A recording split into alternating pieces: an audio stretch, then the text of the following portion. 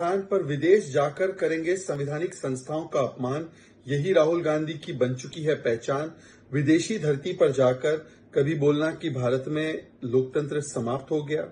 भारत के लोकतंत्र में समाप्ति के बाद यूएस और यूके को इंटरवीन करना चाहिए, हस्तक्षेप करना चाहिए। जुडिशरी बिकी हुई है, जुडिशरी ठीक से काम नहीं कर रही है।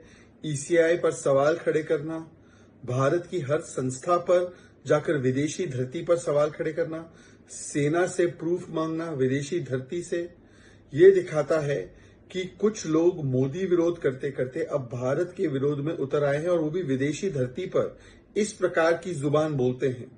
पूरी दुनिया भारत की इलेक्शन कमीशन और इलेक्शन प्रोसेस की वाहवाही कर रही है। अभी हमने अमेरिका में भी देखा, पूरी दुनिया में देखा।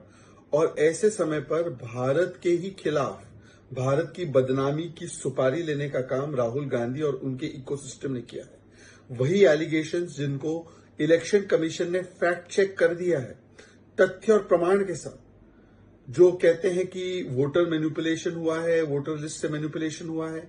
89 कंप्लेंट्स आई थी 9.7 करोड़ वोटर्स के खिलाफ। मतलब कि ग्राउंड लेवल पर कोई तथ्य इनके पास नहीं है। सारे जो क्लेम्स बस्ट कर दिए गए हैं इलेक्शन कमीशन के द्वारा, उनको केवल विदेशी धरती पर जाकर फिर से उठाना, ताकि भारत की संस्थाओं के खिलाफ संशय, डाउट पैदा किया जा सके। ये किसके इशारे पे किया जा रहा है? राहुल गांधी ने तो एक बार बोल दिया, I am fighting Indian state. अब इंडियन स्टेट के साथ फाइट करते करते इंडियन इंस्टीट्यूशन से भी सवाल उठाना। जब जुडिशरी आपके पक्ष में फैसला दे, जुडिशरी ठीक। जब आप चुनाव जीतो तब इलेक्शन कमीशन कर्नाटका तेलंगाना में ठीक, हिमाचल में ठीक। परंतु जब आप चुनाव हार जाओ महाराष्ट्र और हरियाणा में, तो इलेक्शन कमीशन पर ठीकरा पड़ो। दरअसल अपने आप को हार से बचाना है, इसीलिए इलेक्शन कमीशन पर निशाना है। यही इनका फसाना है। Rahul Gandhi on foreign soil continues to do Bharat bashing just because he has a problem with one political party. This time, he has once again raised questions on Election Commission and its functioning.